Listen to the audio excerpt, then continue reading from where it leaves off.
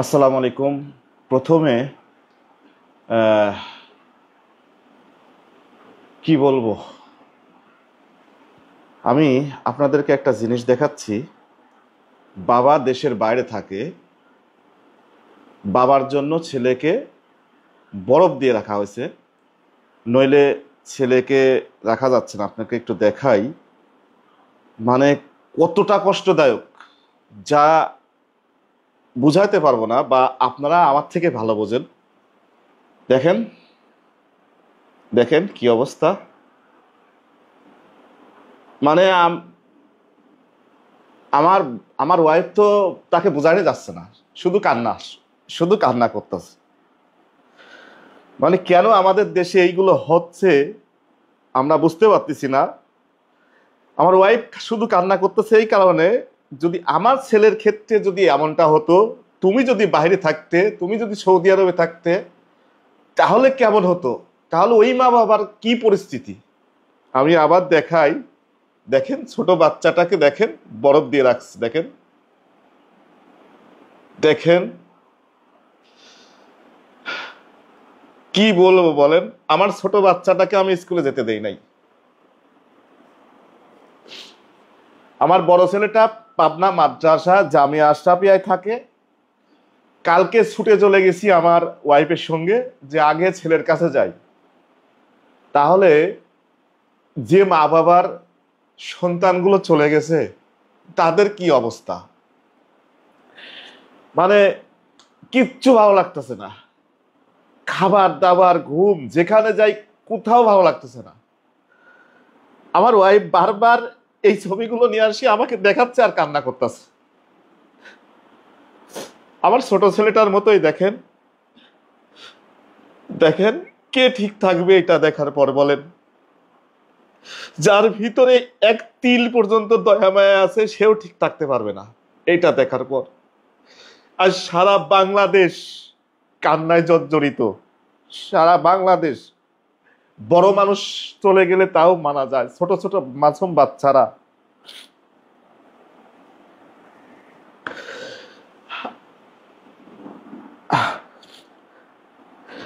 Facebook ইউটিউবে ঢোকা যাচ্ছে না। মা বাবার আহাজারি মনে হয় পুরা ঢাকা শহর বার হয়ে আসতেছে। দেখেন তো কিভাবে ঘুমাচ্ছে এই ছেলেটা, দেখেন তো বরফ দিয়ে রাখছে, দেখেন তো কিভাবে ঘুমাচ্ছে। নিজের চোখে দেখেন কিভাবে ঘুমাচ্ছে, দেখেন। যাদের ভিতরে এক তিল পর্যন্ত মায়া আছে, তারা কখনোই এটা দেখে ঠিক থাকতে পারবে না। যাদের ভিতরে এক তিল পর্যন্ত মায়া আছে, দয়া আছে। আবার বাচ্চাটা, আল্লাহ সব মা বাবাকে ধৈর্য ধারণ করার তৌফিক দিক, আমরা দোয়া করি। এবং আমরা চাই যে এই ধরনের প্লেন, এই ধরনের বিমান যেন কোনো আবাসিক এলাকায় বা কোনো ঢাকার একটা ঘনবসতি একটা জায়গা, যেখানে প্রায় যতটুকু জানে 2 কোটি মানুষের মতো বসবাস করে, এমন জায়গায় এই ধরনের প্লেন যেন আর না উড়ানো হয়, না প্রশিক্ষণ দেওয়া হয়। এগুলো যেন বাইরে করা হয়। জানি না, এসব অনেকেই বলতেছে এগুলো অনেক পুরানা প্লেন, অনেক আগেকার প্লেন। দেখেন এগুলো আল্লাহ পাক কি ভাগ্যে লিখে রাখছে আমরা জানি না, সবকিছু পুরালা জানে। তাই তারপরেও একটা কথা থাকে, যে জিনিসগুলো পুরানা, যে জিনিসগুলো আমরা জানি যে এই জিনিসগুলো পুরানা, একটা অঘটন ঘটতে পারে, সেই জিনিসগুলো কেন আমরা এমন জায়গায় ব্যবহার করব, সেই জিনিসগুলো দিয়ে কেন আমরা এমন জায়গায় প্রশিক্ষণ দিয়াবো। আমরা সাধারণ সাধারণ মানুষের মনের কথা এটা, যে আমরা জেনে বুঝে কেন এই খারাপ জিনিস দিয়ে আমরা প্রশিক্ষণ দিয়াই। দেখেন তো এইরকম হাজার হাজার বাচ্চা, সরি এরকম 200 বাচ্চার কি অবস্থা, দেখেন কতগুলো বাচ্চা যে এরকম ক্ষতি হয়েছে তা ঠিক আছে। আবার একটা দুঃখজনক ঘটনা কি, যে এই মানে কতগুলো বাচ্চার চলে গেছে, এইগুলোর কোনো সঠিক আইডিয়াও দেওয়া হচ্ছে না। কেউ বলতেছে 50, কেউ বলতেছে 100, কেউ বলতেছে 20 জন। কিন্তু ওখানে যে পরিমাণে বাচ্চা ছিল, অনেক জানালার ভিতর দিয়ে সব আটকে আছে, একেবারে কয়লার মতো হয়ে আছে, সেগুলো কিন্তু দেখা যাচ্ছে, সেগুলোর হিসাব পর্যন্ত তারা দিচ্ছে না। জানি না আমাদের বাংলাদেশের মিডিয়া কেন এইভাবে পুরো সঠিক তথ্যগুলো দিচ্ছে না, আমরা জানি না ভাই, কিচ্ছু ভালো লাগতেছে না। আমরা দোয়া করি আল্লাহ পাক ওইসব মা বাবাকে ধৈর্য ধারণ করার তৌফিক দিক। এইসব বাচ্চাগুলো দেখলে শুধু নিজের ছেলের কথাই মনে পড়তেছে, যে আজ যদি নিজের গুলো নিয়ে চিন্তা করি, তাহলে দেখেন ওই মা বাবাগুলোর কি অবস্থা, ওই মা বাবার কি আহাজারি। মানে আমি লাইভে আসার একটাই কারণ, মানে প্রকাশ করতে পারতেছি না। আমি এই রুম থেকে ও রুম যাচ্ছি, ও রুম থেকে ও রুম যাচ্ছি, চিন্তা করলাম এই বিষয়গুলো একটু আপনাদের সঙ্গে শেয়ার করি, নিজের কষ্টগুলো, আমার কষ্টগুলো আপনাদের সঙ্গে একটু শেয়ার করি, যে কি একটা অবস্থা বোঝানো যাবে না।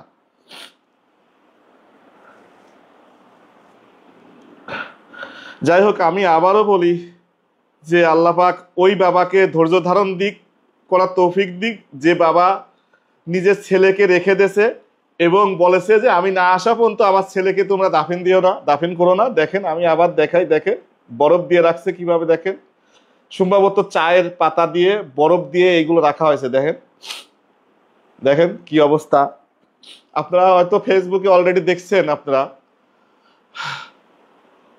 ছেলেটার বাবা কোন দেশে থাকে আমি জানি না, আল্লাহ পাক ওনাকে অতি দ্রুত নিয়ে আসার ব্যবস্থা করে দিক। আল্লাহ পাক শেষবারের মতো হলেও তার নিজের সন্তানকে দেখার তৌফিক দিক এবং তাকে অগাধ পরিমাণে ধৈর্য ধারণ করার তৌফিক দিক, যেন আল্লাহ পাক ওনার পরিবারকে ধৈর্য ধারণ করার তৌফিক দিক। কারণ এটা সহ্য করার না। ছোট ছোট বড় মানুষ হলে তাও হয়, ছোট ছোট বাচ্চাগুলো যখন এভাবে চলে যায়, এটা ধৈর্য, মানে এগুলো ধৈর্য ধরাও অনেক কঠিন। তারপরেও আমরা আল্লাহর কাছে দোয়া করি আল্লাহ পাক তাদেরকে অগাধ ধৈর্য দান করুন। আর একটা কথা বলি, আমার কথায় কেউ অন্য কিছু নেবেন না। দেখেন ওই জায়গাটা হাসপাতালে, আপনারা কোনো রাজনৈতিকভাবে দল বল নিয়ে ওখানে যাবেন না, যেভাবে পারেন। আর মানে প্রচুর পরিমাণে আপনার নেগেটিভ রক্তের প্রয়োজন, যতটুকু আমরা দেখতেছি, মানে পজিটিভ রক্তের থেকে নেগেটিভ রক্তের প্রয়োজন। আপনারা এইগুলোর ব্যবস্থা একটু করেন যারা যারা আছেন। আর আমার মনে হয় ওই জায়গা, এই ভিডিও থেকে শুরু করে যারা ভিডিও করছেন তারাও আশেপাশে ভিড় করবেন না। তারা ওখানে যারা ডাক্তার আছে, যারা দায়িত্বে আছেন, শুধু তাদেরকে সুযোগ করে দেন, বা ভিডিও করা নিয়েও এগুলো এত ব্যস্ত না থাকার মানে অনুরোধ জানাচ্ছি আপনাদেরকে।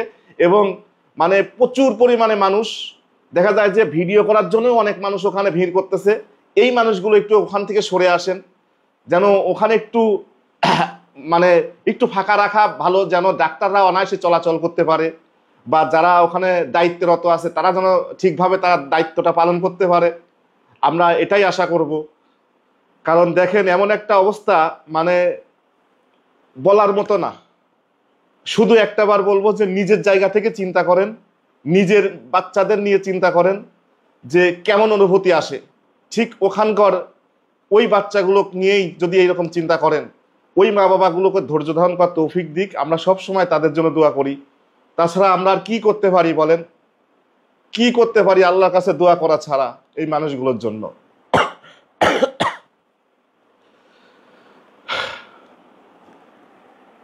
সবাই তাদের পাশে থাকেন, এটাই আশা করি। ভালো লাগলো না, তাই আপনাদের সঙ্গে একটু শেয়ার করলাম। মানে কিচ্ছু ভালো লাগতেছে না, কোনো কিচ্ছুই ভালো লাগতেছে না। আপনারা দেখছেন যে আমি শুধু লেখালেখি বা পোস্ট করে যাচ্ছি, কিন্তু কোনো কিছুই ভালো লাগতেছে না। শুধু নিজের ছেলের কথা চিন্তা হচ্ছে, যদি আমার ছেলেটা ওখানে থাকতো তাহলে কি অবস্থা হতো। ভালো থাকবেন সবাই, আল্লাহ তাদেরকে ধৈর্য ধারণ করার তৌফিক দিক। আমিন।